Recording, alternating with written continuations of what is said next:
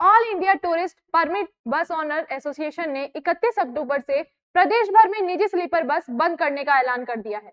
राजस्थान के अलग अलग राज्यों से लोग लाखों की संख्या में यात्रा करते हैं। वहीं ट्रैवल एजेंसियों ने जोधपुर समेत कई शहरों से चलने वाली निजी बसों की ऑनलाइन बुकिंग बंद कर दी है। ये सब करने का मुख्य कारण ये था कि राजस्थान में कुछ दिनों से बहुत सी बस दुर्घटनाएं सामने आ रही थी, जिसका मुख्य कारण स्वयं निजी बस चालक हैं, क्योंकि वो लोग बसों को मॉडिफाई करवा लेते हैं और नॉर्मल बस की हाइट से दुगना करवा लेते हैं, जिसके कारण ये सभी हादसे हो रहे हैं। निजी स्लीपर बस मालिक नियमों का उल्लंघन करते हैं और बसों के स्ट्रक्चर को इस कदर बदलवा देते हैं कि उनकी पूरी विज्ञान ही बदल जाती है।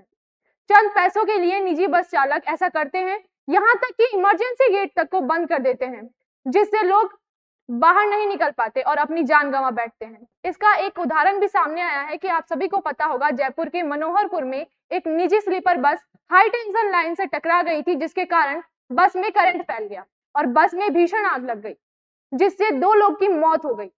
बस के ऊपर सिलेंडर, बाइक और पटाखे एक्सपोर्ट किए जा रहे थे। बस ओवरलोडिंग होती है, जिसके कारण आग लग जाती है और फिर आग लगने पर बस मालिक बस छोड़कर भाग गए और लोगों को मरने के लिए वहीं पर छोड़ दिया। इन सब हरकतों के बाद भी ये मानस खाने लोग सड़कों पर आ रहे हैं और कह रहे हैं हमारे ऊपर सख्ती क्यों की जा रही है और जो रोडवेज बसें हैं उन पर सख्ती क्यों नहीं हो रही है। अब राजस्थान सरकार पर आते हैं तो राजस्थान के पिछले 25 सालों के अंधकार में पुरानी सरकार के अधिकारियों ने बिना जांच के परमिट दे दिया और बस बनने से पहले परमिशन दे दी। उसका खामियाजा आज तक भुगतना पड़ रहा है। अब जब इन सभी हादसों से बचने के लिए राजस्थान सरकार ने प्रदेश भर में चल रही निजी बसों पर चेकिंग और जुर्माने का आदेश जारी किया है और जिन निजी बसों को गैर कानूनी तरीके से इस्तेमाल किया जा रहा है उन बसों को सीज करने का आदेश जारी किया है। इस कारण संगठन सचिव राजेंद्र परिहार ने सीएम को लेटर भेजा है और इससे पहले ऑल इंडिया परमिट बस संगठन ने 31 अक्टूबर से हड़ताल पर बैठने का ऐलान कर दिया। अब इन सभी बातों को विपक्ष पार्टी मुद्दा बनाकर राजस्थान सरकार को घेर रही है।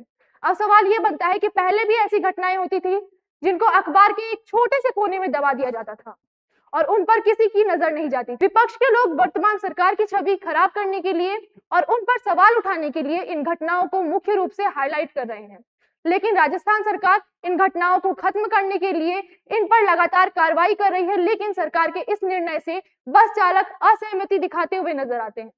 उनका ये कहना है कि जो नियम निजी बसों पर लगाया जा रहा है वही सरकारी बसों पर भी लागू होने चाहिए, पर क्या वो ये नहीं जानते कि रोड बस बसों को ट्रेनिंग दी जाती है और वो बस सरकार की निगरानी में चलते हैं और उनको मॉडिफाई करवाने या उन पर किसी भी प्रकार का बदलाव करने के लिए सरकार उन्हें परमिशन नहीं देती है, जिस कारण रोडवेज बसों से आज तक ऐसे हादसे देखने को नहीं मिलते हैं। और ऐसी खबरों की जानकारी के लिए हमारे साथ जुड़े रहिए। धन्यवाद।